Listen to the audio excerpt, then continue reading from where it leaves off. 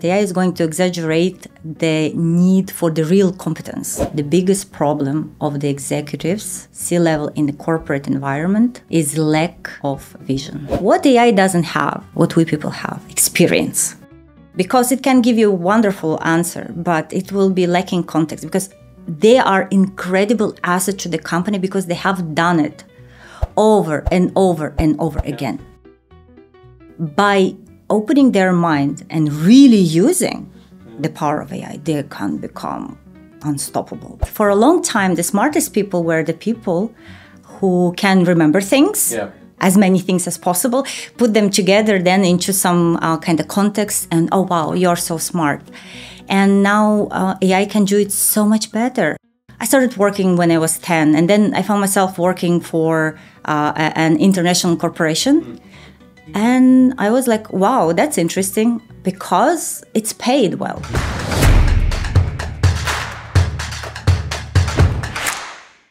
Okay, welcome to one more episode of Data Minds podcast. This one will be in English since I have Raisa in front of me. She's an entrepreneur at the moment, right? She has a rich background, but yeah. Maybe you can do the intro because you're in all the things, so I don't want to lose some details in it. Oh, thank you so much. First of all, I'm really grateful to be here. Amazing space, amazing people. So yeah, I'm entrepreneur at the moment, and I can even call myself already a serial entrepreneur because I founded my first company 3 years ago. It's a consulting company. Now I am a co-founder of another AI startup. And in between, believe it or not, I had one more startup that failed fast. Of course. That was an amazing story.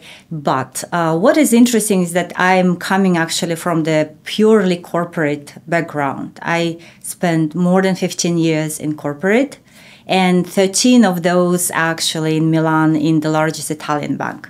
So I'm from a super corporate conservative environment. I just found myself in this space. And this will be majority of our episode. This is actually the reason why I wanted to talk to you. HR was a department that you were in, in the bank, right?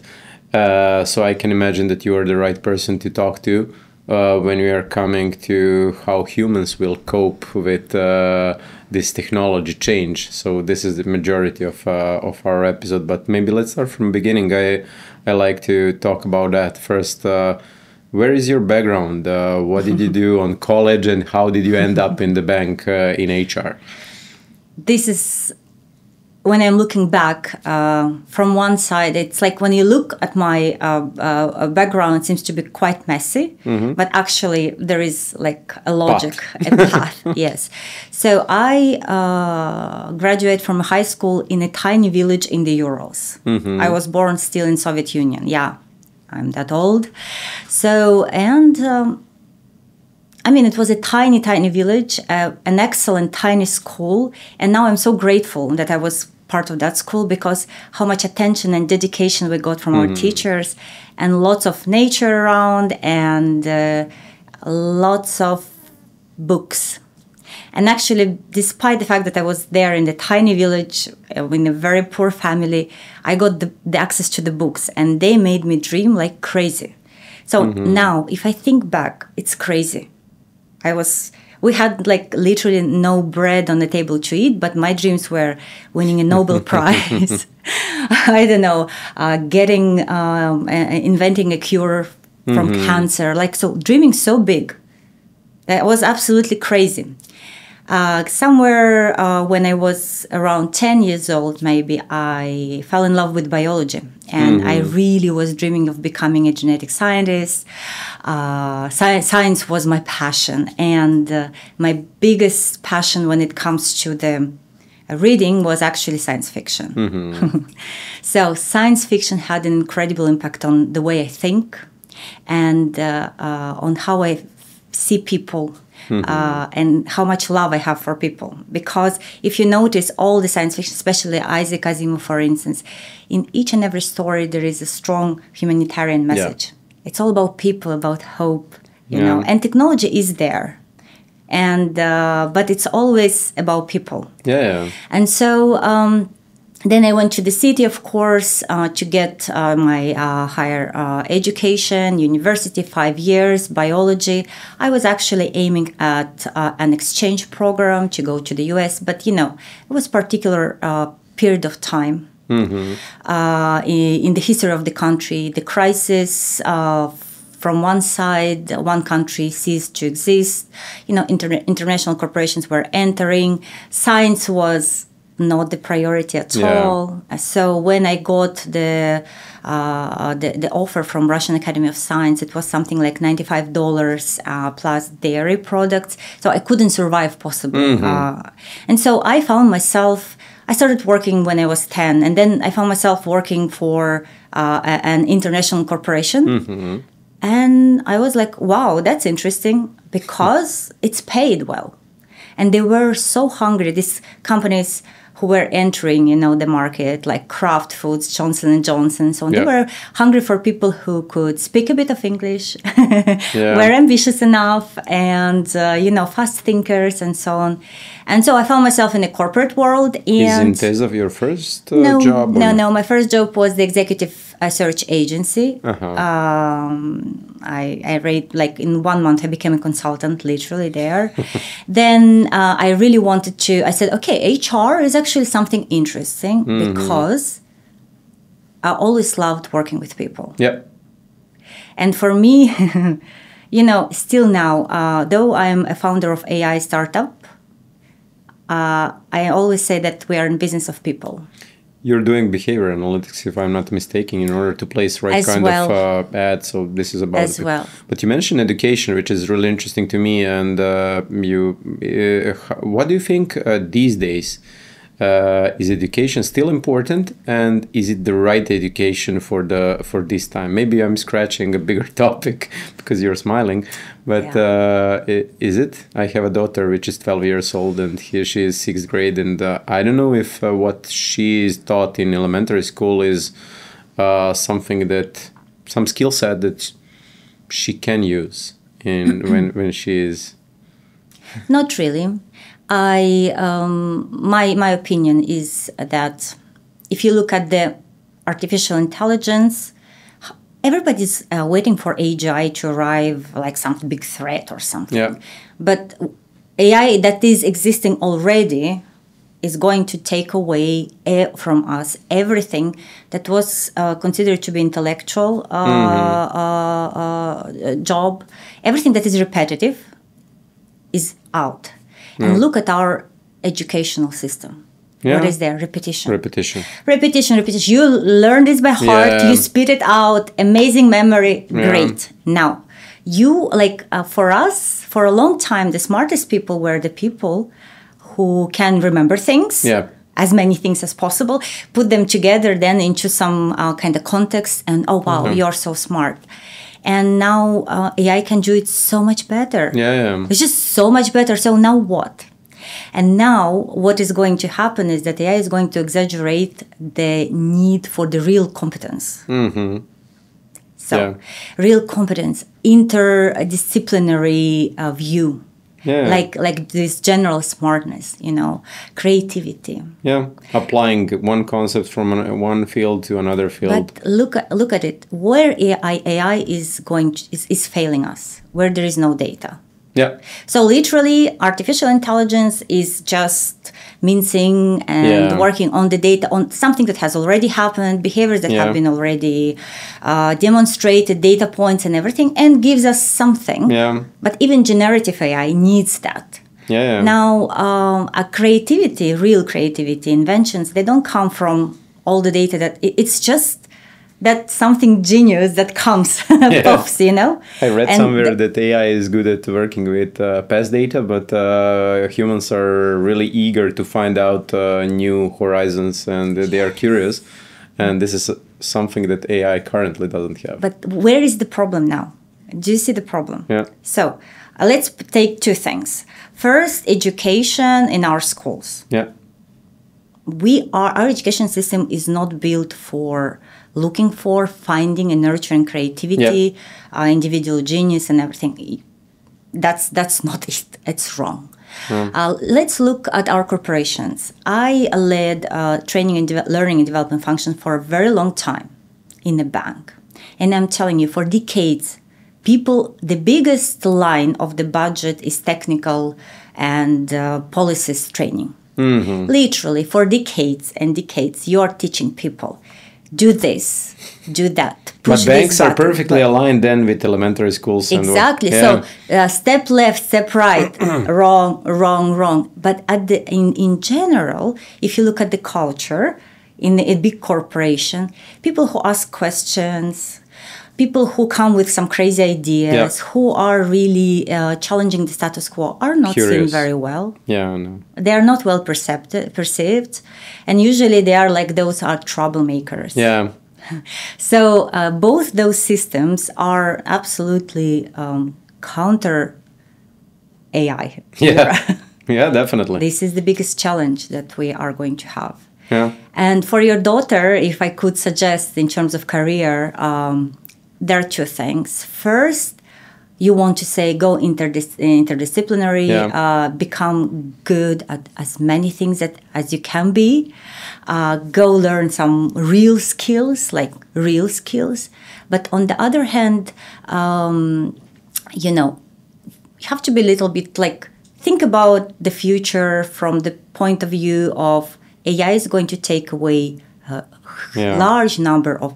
But what kind of jobs will be created? Yeah, that's the $1 million question. Energy. But she's creative one, and she's doing pottery, for example, or something like that. So this is great. And you see what is going to happen. 10 years ago, I swear, I said, I'm so happy that everything is becoming digital, because when everything goes digital, I will open my own agency, 100% human experience, and I will be rich by doing something that I love.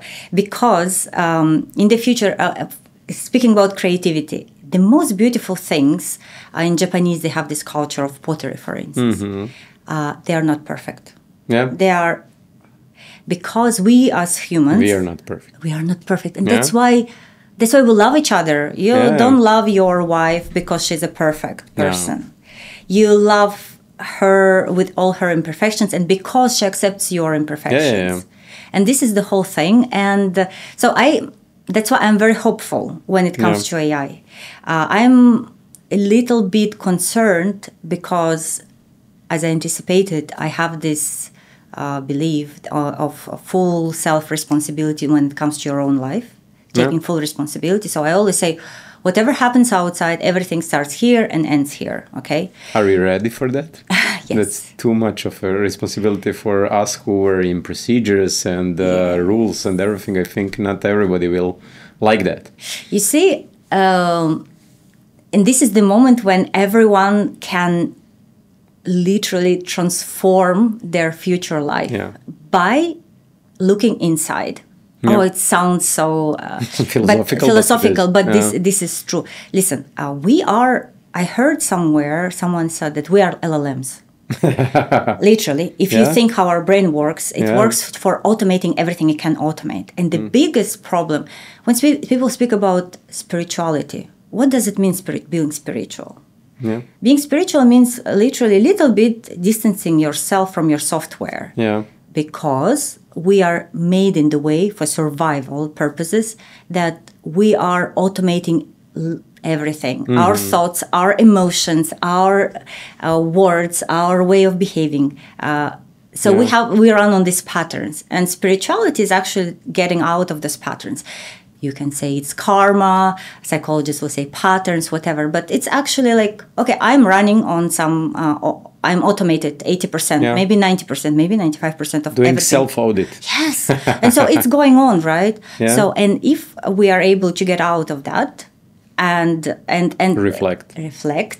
And actually, for me, that transition happened from the corporate to the consultancy to the entrepreneurship. What drove you to consultancy? Probably you saw a lot of gaps and a lot of opportunities in corporate structure, which you wanted to fix, or how did that transition go? It was crazy in terms of everyone who observed this and people who were telling me, what are you doing? Because I left the corporate at the peak of my career. And I got the proposal for this big executive position, and it's like 5 years mandate. And I was just thinking, what happened? All my life, because historically how in general most of us are wired, we are going for survival. This is our nature. Yeah. Okay. Now, when the survival is no more the problem, so I have a piece of bread on my table, I have something to cover myself with. Survival is not a problem. Now what happens? You have time and space, mental space to think, what is it my life about? What is it that I really want? And I had that time, that spiritual transformation, where I just looked at me, and I said, okay, what is it I want? Do I really want a C-level position somewhere abroad in the big, large corporate? What? Not really. What do I want to achieve through that? And I understood that I wanted freedom and freedom to create and independence, sort of, kind of this power, not the organizational power, but power to create something. Yeah. And I understood simply that corporate was not a mean for that. So, and then I made a decision that I will go on my own, and because you're going to be smart, because who do you, as an entrepreneur, you need to solve problems. Yeah. And you are in the best position to solve the problem for your past version of yourself. So that's why I knew exactly what were the problems in the corporate world when it came to data, when it came to education around data and AI. And this is where I started. But you see what?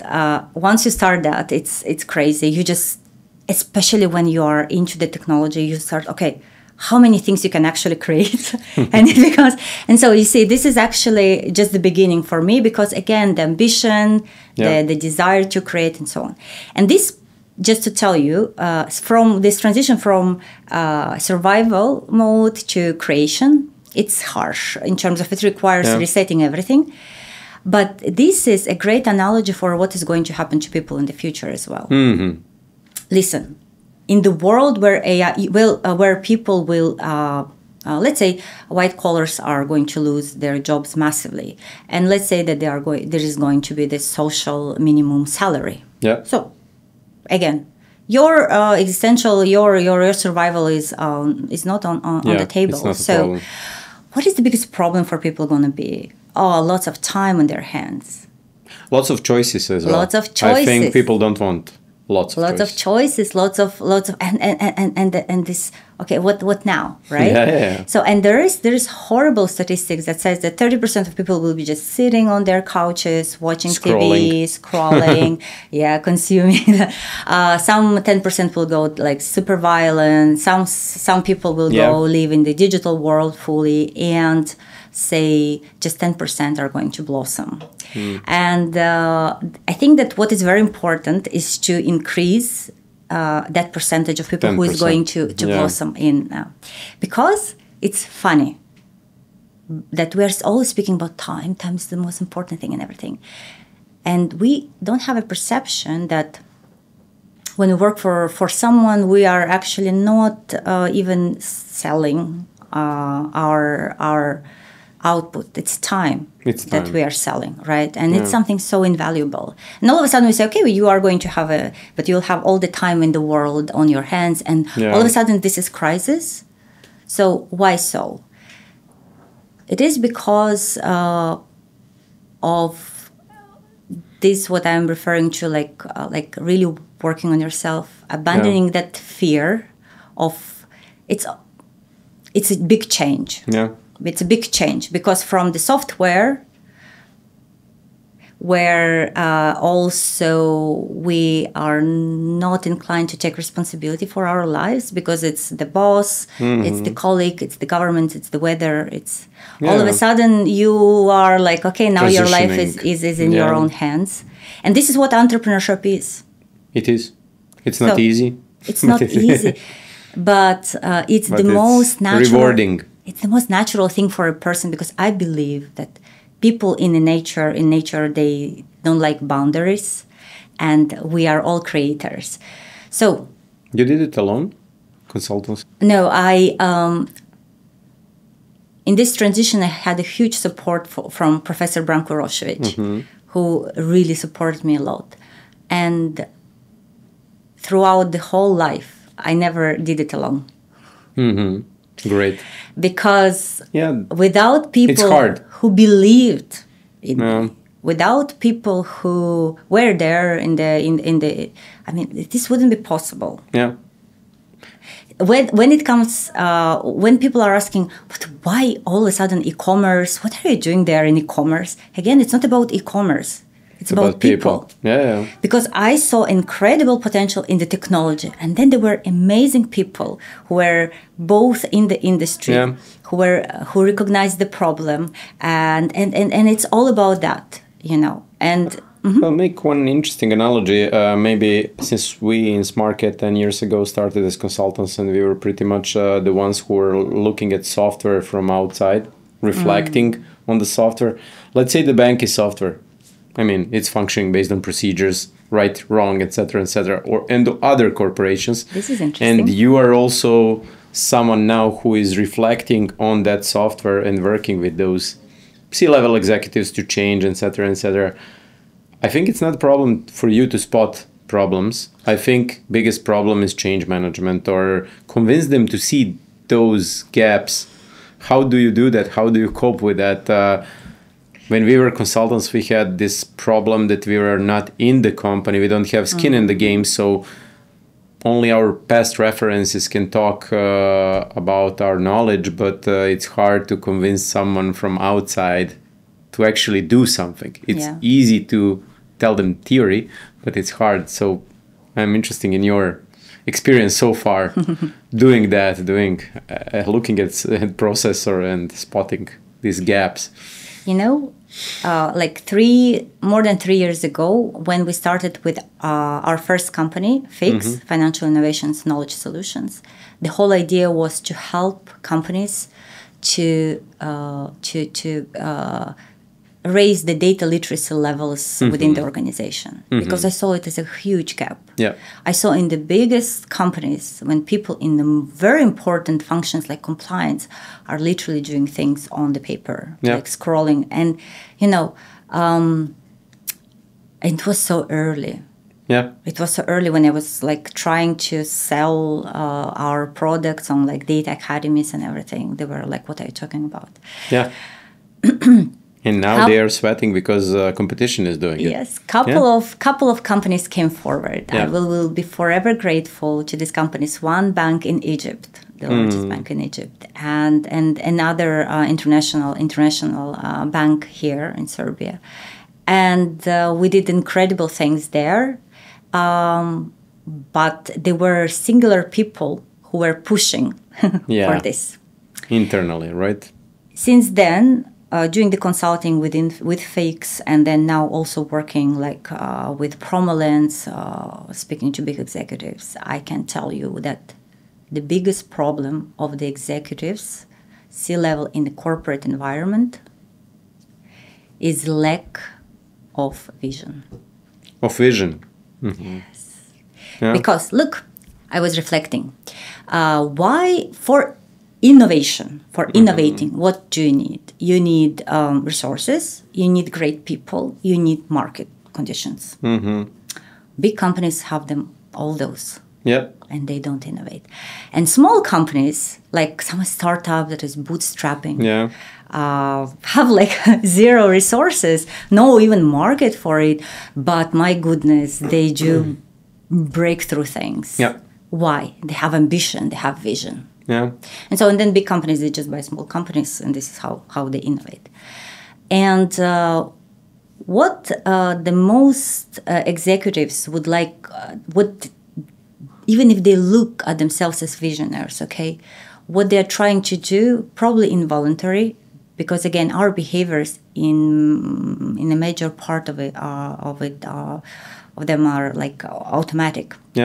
And the system also, the way it's set up, it dictates, it shapes our behavior. Everybody's trying to preserve the status quo because there is a huge fear none of the executives will admit they're afraid. My goodness. Oh, you tell them you're afraid. Oh, you're gonna have a big backlash. Fear comes from lack of real understanding of what is happening. And partially is that, for years and years and years, we did this in this way. It worked. We feel comfortable with this. And now you're telling me that things are going to change. I don't really understand this technology.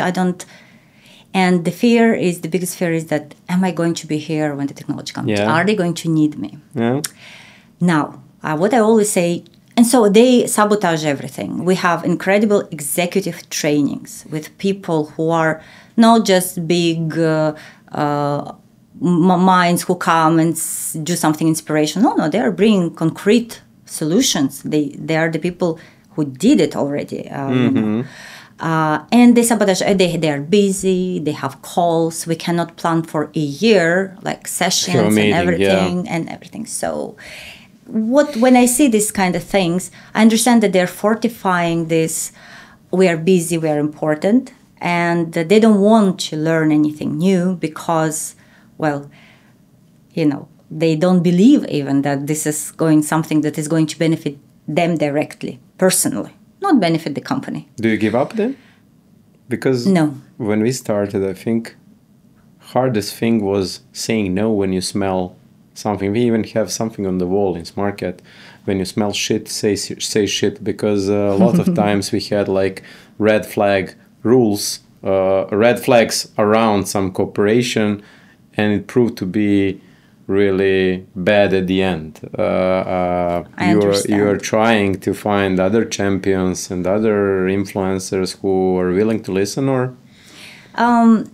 There are pathological managers, let's call them. You know that, that's it. But there are those who are, it's very important to let them understand one very important thing, that there are two choices. One is to become obsolete and another one to become indispensable. Because what AI doesn't have, what we people have, experience. Yeah. Because it can give you a wonderful answer, but it will be lacking context because they are incredible asset to the company because they have done it over and over and over again. By opening their mind and really using the power of AI, they can become unstoppable, literally. And this tool is going to enhance them to the ways that they don't know. If they are open. But people are afraid. Open. This is my experience, at least. People are afraid, and we know where that fear comes from. And here, there are only companies who have these bold leaders will succeed. And those companies started doing these things years ago. Can you tell me a bit more about Fix? What's your portfolio of services, where people can find you? It's interesting that your abbreviation is like 4 areas. So how did you pack that together? So we started, because our core competence is within financial service, we started as financial innovations, knowledge solutions. But now actually we started working also with other companies like energy companies and so on. And we are keeping still as something like a boutique service. We are working with some 5 clients on a constant base, providing services on mostly corporate training, education for the executives. I'm partnering with Data Science Conference, for instance, for this. We are providing the trainings for them, very specific. We have these products like Data Academy, for instance. It's modular. Each company can there are several paths that you can go through in order for like a data analyst. And we do everything from the introduction to data science to really working in SQL, Python, and so on and so forth, even technical skills, and then we have some on-demand, usually some trainings and webinars, for instance, for the banks. What is very important now, everything around digital euro. I mean, so what is happening? Topic specific, yes. So these things we are doing, we are thinking how to and whether and how to go at scale. What I understood is that, for instance, in this case, online e-learning is not of a big help. No. There's plenty. Not of a big help for what we want to achieve, the kind of transformation. And if before, 3 years ago, I thought, okay, we just have to literally go throughout the organization and just like work on masses.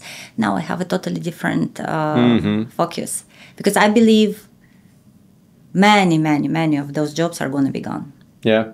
Now, what I would tell to the leaders and HR functions of the companies to do is find those 10% of the people who are going to be your champions in every function.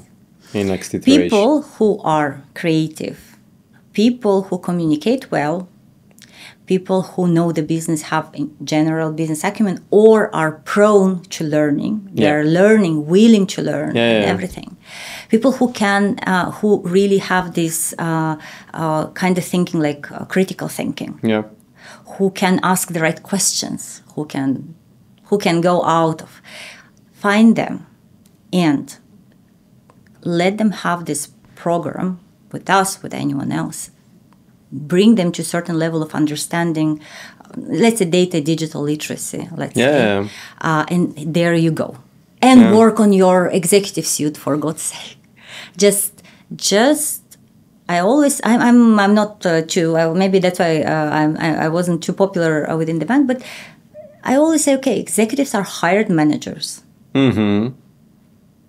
Correct me if I'm wrong. And they're very important. They're pivotal. One person, one executive manager can change the course of the whole company. Still, you're a hired manager. You're shareholders, and you have been hired. So data, literacy, digital literacy, whatever, training with some very concrete outcomes should be in your scorecard. Yeah.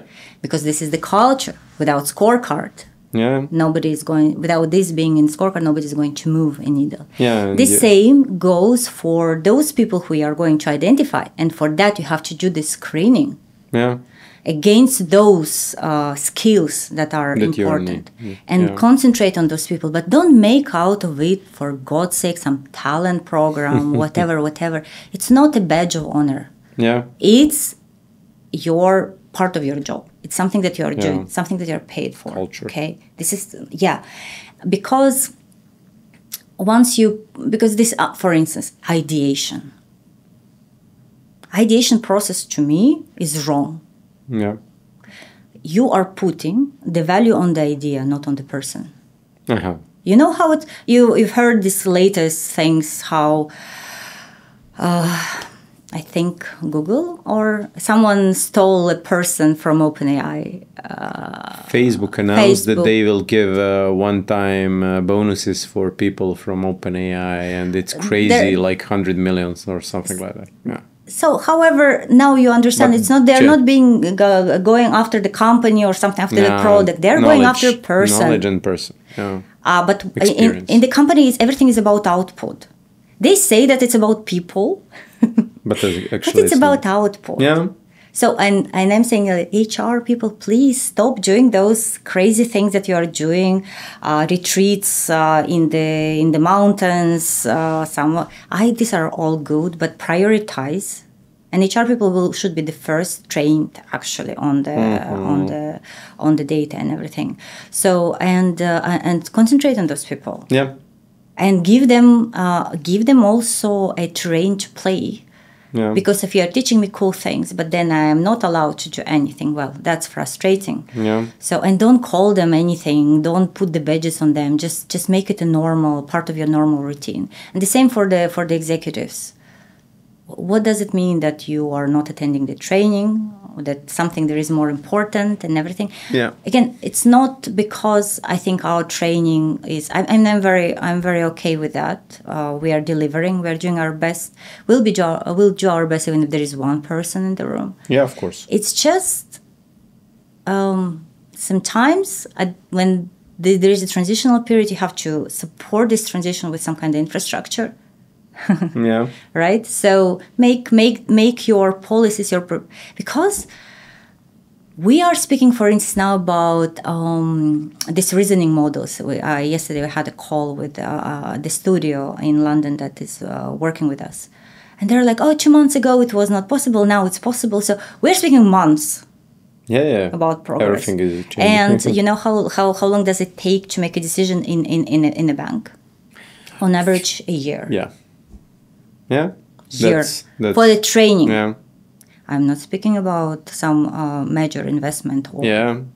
So those are discrepancies. But if they're speaking about like now fast takeover, that AI comes and just swoops everything, that can be ugly. What would be your biggest success story with Egyptian bank and Serbian bank? What data point you moved and you are proud of? Did you measure it? How do you measure it? We started with people who didn't know what Excel is. Mm-hmm. And at the end of the long program, they took long road. Mm-hmm. They were able to do regression model. Oh, regression, nice. And for me, the thing, because I was, especially with our first client, I was at each and every session present. Mm-hmm. Like I have so much admiration for them. People were actually attending after work. Yeah. So there was and they were working hard. So you need to have really motivated people there. Yeah. But for me, it was at a certain point, one lady said there was at the beginning lots of resistance. You cannot imagine. Yeah, of course. So and then with everything. Yeah, and then one lady said, I just want to share something with the group, because I was watching some a movie about this lady who was statisticians and everything, and I understand things that they're talking about. Yeah. So and this is that aha moment when everything is messy, and then hope and clarity. Yeah. Because what we want to do because what is the biggest problem when we're teaching data trainings and everything to the people? They are very fast in learning, left join, right join, this rule. And we have spent lots of time explaining why we are doing this or that. Because that requires a thinking of a problem, not just learning the rules.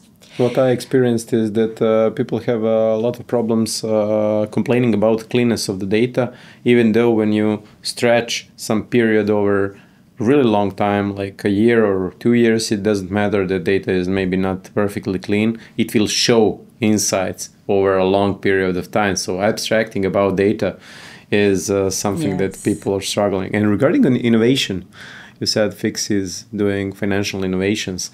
Lately, I'm thinking about two fronts, major innovations which can increase your revenue, but more interestingly, lately, innovations that can improve your internal processes in order for you to be more efficient.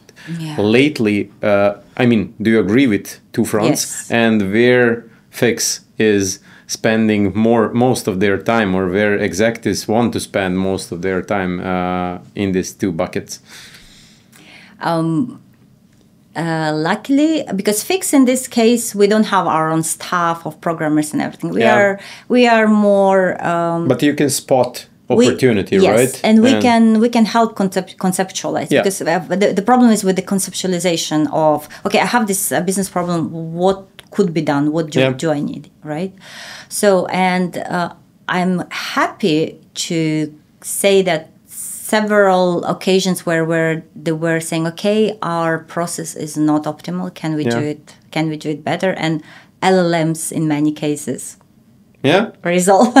And everybody is extremely puzzled about the fact that it's fast. Yeah. It doesn't require much. It is better day or day. Even to implement, it doesn't require much, because at the beginning we would come and they would say, oh my gosh, but no, you don't know what problems our database has. And those, Yeah. LLM knows. Yes, and this is one thing. Lately I'm pushing hard, and I think this is right to do, a thing to do in this market.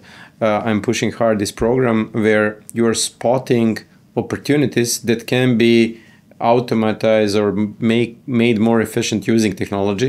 Because in every business you have like 50 opportunities to where you can be more efficient, but probably 45 or 50 are opportunities where you will hit the wall because of state of technology. Right now, I think our job, at least in Smartcat, but probably in Fix as well, is to tell them that these 5 that are not are good opportunities to tackle. These 45 maybe wait and not spend too much money on it. Be aware of them. But let's wait. Probably you are doing or thinking the same. Because we are always from the very beginning. Our idea was domain expertise is important. You have a credible domain expert. With, for instance, great communication skills and everything. Give them understanding of the data, and it will be much easier. For the company, but probably, and I want to ask you a question if possible, like would it be easier for you if you had this kind of people? You're always talking with people who are giving us their problem sheets, a list of problems they face, and we are basically technical advisors in that sense, that we know the state of technology and probably what are good use cases to tackle, and we are trying to communicate with them to find those spots. So when we are fortunate enough, we get in front of us those people who are really living the problem. We worked with one bank where digital was ordering a project, and when we finished it, customer support was about to use it, but main mistake was that customer support was not there from the beginning, because customer support people are the ones, and they really resisted the new technology, new tools, etc., etc. So I think it's really important to talk with people who have problems and who are in positions in the companies to really influence the change. And probably you are fortunate to speak with on the right level in the company, people who... You see, because it's so easy to get lost. Automation. We never should forget that we don't have to automate ourselves into irrelevance. Everything can be optimized, but we have to always remember that this is for people. Clients are people. That's why change management or thinking about strategy, how to use technology within the company is, I think, more important than delivering technology. I think delivering technology became easier, maybe not completely irrelevant, but easier. Yes, exactly. So I think you are on the right path with Fix, and I think choosing people as, especially people who are executives or managers who are managing certain departments, is the right thing to do. It's all about people. We are people, and understanding of people is everything. I really like this Simon Sinek's that, investors are people, shareholders are people, clients are people. So if you don't know people, you don't know business. And how did you transition to Promolance? It's also people, but now you are entering consumer business, right? Yes. How did that happen? Serendipity. Listen, I am always in my life, I took chances. Like when I was 21, I joined this international FMCG company, Anheuser-Busch InBev. And they told me, because the boss left, after 3 months I joined, they said, would you like to become a head of division, to try yourself? I said, hell yeah. Zero experience, I mean, I'm 21, just like 1 year, and I just graduated, and it was crazy. It was brutal. It was crazy. It was 2 years of my life, incredible, but what I learned from that and everything. So, and then when it was this opportunity in Milan also, I just packed myself like in a day. I said, yeah, I'm going for it. So never been to Milan, don't know anything, don't speak Italian, but let's go. So this is the spirit of adventure. I have it.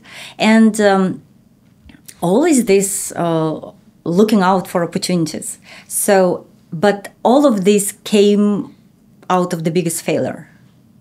So I was already with Fix. There is a bank, a client. Client has a business problem. No, it was not like this. I'm so sorry. I met this scientists who were doing explainable AI. Incredible thing. I'm in love with it. And then at the same time, really, literally. This request from a client. Hyper personalized campaigns for the retail. You matched in heaven. Yeah. So I did the worst mistake in my life because, I didn't want actually to go into the partnership and establish a company, but that scientist insisted, and so we made the company 4 founders, equity distributed right away, equally, say. So what did I know about, how the things work in the startup world, in tech startup world? And, you have like a potential 1 million project. You have contract signed and everything exciting, right? Yeah. So let's go. Well, it didn't go well. Yeah. It was the worst 8 months of my life because everything that I am was tested.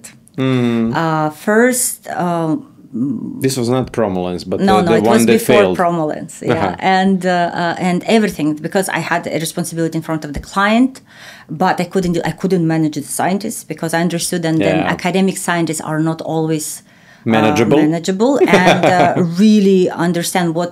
They don't have also the desire to understand the client. And I didn't take into consideration that when they work in scientific departments, they have a huge number of assistants. And so that was set to fail. I know it now when I look back and I'm like, oh my gosh, what? But at that moment, I didn't have a dream to build a tech startup till then, but now I want a tech startup. Yeah. So now when I got to understand the technology, I all of a sudden everywhere I look, opportunity here, opportunity there. We could do this, we could do the HR thing, we could everything, and this is the danger. But failed miserably, went out of that. In the meantime, while doing this... But it's great that you didn't spend too much money, too much time. And not too much. 8 months exactly. is not... But when I understood that, okay, this team is not going to happen, I started looking for another solution for the same client because I feel responsible, right? So this is how I met my future co-founder. In the meantime, I also met my future co-founder, Anthony. He is a serial entrepreneur himself, and he's helping startups and everything. And I did something. We just met through some potential project and everything. But then I recognized that he's the person who could help me. And I was not shy to ask for help. I said, Anthony, can I talk to you? And he said, listen. And he was my shoulder to cry on. And he had all the patience and kindness in the world to walk me through that and everything, help me make a decision to cut the ties, leave. In the meantime, my other co-founder, future co-founder, he has already built some piece of software for enterprise. I showed this to Anthony because I said, oh, but this is amazing. This is like so beautiful, so elegant. And Anthony said, hey, this is something that could be used for e-commerce. So let's us think about it. And all of a sudden, we are out of this, what I thought was the biggest failure, the biggest stress of my life and my career, because again, I started believing that I don't understand people. I always thought that I understand people very well, and here I understand that I don't understand. These are scientists. Yes, I understand it now. Hard to understand. Second, I failed my client. I gave promises. I mean, I was like, oh my gosh, you are left fraud. You gave promises that you're responsible and you cannot deliver alone. Yes, and then another thing, I never give up. This is my problem. Yeah. So I was pushing. And you have to admit at a certain point that this is not going to work. Yeah. This is harsh. For ego, so I was like down. But out of that, the most beautiful thing, came to life. And and now there is this Promolens. I went for the first time last November. 3 of you, Anthony, you and the technology. Milan and Simon. The 2 guys are in London. So this time everything is done in the right way. I went for the first time through the investment round. I led actually the investment round. We went for friends and family for our MVP. It was also an incredible At which stage are you now? Do you have a product in the market? We are launching MVP end of July. Yes, and then we are probably going for the next round. But we are kind of thinking. Can you explain a bit the product? Maybe yes. Somebody who is listening is in need of promo launch. The problem that we are solving is, we can call it shortly, over discounting. In retail and in e-commerce, discounting, like promotions, are used heavily to boost sales. Yeah. Unfortunately, most of them are eroding value. Yeah. They hit the profit. They hit the brand value. They inevitably bring to or quality drop for the brands, or some small businesses even disappear. The tragedy is that businesses use promotions without any science behind it. It's just educated guess. We spoke to so many clients, to global fashion retailers. They're like, okay, it's an educated guess. We're sitting and like, okay, Black Friday is coming. Should we do 30%, 20%? Okay, last year we did. Behind it, but just like... They do, okay, what our competitor is doing. We have to undercut our competitor. We have to, we are just doing things that the way that we used to do because, but it's too many factors and people cannot decide. Too many factors, and the fact is that they never know for real whether those promotions were effective, because they see at the end of the year, okay, there is the revenue, sales go up. Yeah. Hey, sales go up. But the question is, you put this on 30% off.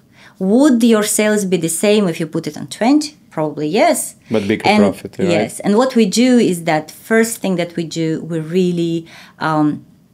it's a plug-in to Shopify for now, because Shopify is the largest platform, but we are going to go on all other platforms as well, because we want to make it as easy as possible for the customers. So I don't need... Nowadays, very big companies, like very big retailers, Amazon, they update prices something like several million times a day. Some big retailers, they have consultancy firms who provide them machine learning algorithms to, But smaller companies, or even those big companies, they're not too happy with those machine learning models because they're static. Now, can I have that? If I'm not a big company, if I don't have data scientists and analysts, can I still have an analysis of how good my promotions were? And can I forecast and optimize my future promotions? Nice. And we start with our MVPs. Actually, we are allowing our customers to play with the forecast. For instance, I want to compare 3 promotions. If I do 10% off in this period, what is going to happen to my profitability, my revenue here and there? We have this forecasting. But later, by the end of this year, what we are going to release is Optimizer. Literally, I say, hey, for me as a business, this quarter, profit is the most important thing. So how should I do? And Black Friday is on the way. So I cannot not do this. Okay, how should I discount? For how long? For duration, depth, and what I should discount in order to get maximum profitability. Or I don't care about profitability. Hey, I need market share. Give me the strategy that I maximize more market share as crazy, and so on and so forth. E-commerce is so much better even than retailer. We have customers' information. So one of the ways how we can in the future, it's on our roadmap, is literally you can hyper-personalize your promotions in the way that your output is always optimal. Yeah. And because this derives from another, let's say, already existing technology that proved itself really, we are all speaking about margin, about profit, very concrete things. Because, oftentimes, like, CFOs like, okay, we're spending so much on marketing and everything, and this, is it paying off at all? Nobody knows. So this is what we do, and many interesting things are happening because now, again, the technology is going forward fast. Yeah, I believe always that there are fancy things and there is hard math. So we have hard math. We can throw layers of fancy over around it, of course. Yeah, this. But this is the core product, isn't hard. Yeah. Maybe to finish off with a back to you, since we are talking about people, right? So now you're in two ventures, pretty much. Yes. One is service-based consulting. The other is product. What role do you play in Promolens? I am a chief commercial officer. People. So you have to manage your time. Yes. You have two ventures. How do you cope with juggling between these two jobs? Are they do they have synergy, or what do you like more? Doing services and consulting, or having a product and thinking about business models, how to charge, how to integrate, how to go to market, etc.? So the first part, like consultancy and everything, it's very easy for me because I have been there in that space for a long time. It's really easy. I can do it semi-automatically, literally. But I love that. I love that part because in the future, anyways, I see myself doing something impactful for the people. Probably I would like in the future to have a possibility to help people in this transformation, individuals, not only corporates. There will be lots of people who will be in crisis, say, okay, now I lost my job. What am I doing next? And there should be some place where they can go and they can discover what they can do next and maybe learn something for finding a new profession and so on and so forth. This is my dream. This is a kind of you can call it reskilling center. It doesn't matter, but the place where people will come and where there will be people helping them. Yeah. Okay, because we are people. People need people. So, and I already have the whole dream, lots of coaching, lots of mentor, lots of community and support because I have friends who are, for instance, accountants. They became accountants like I did. Okay, there was a job. I took it, and then little by little you grow. Okay, you learn and everything. But then, okay, is it something that you really wanted to do? I don't know, maybe not. And she's extremely creative.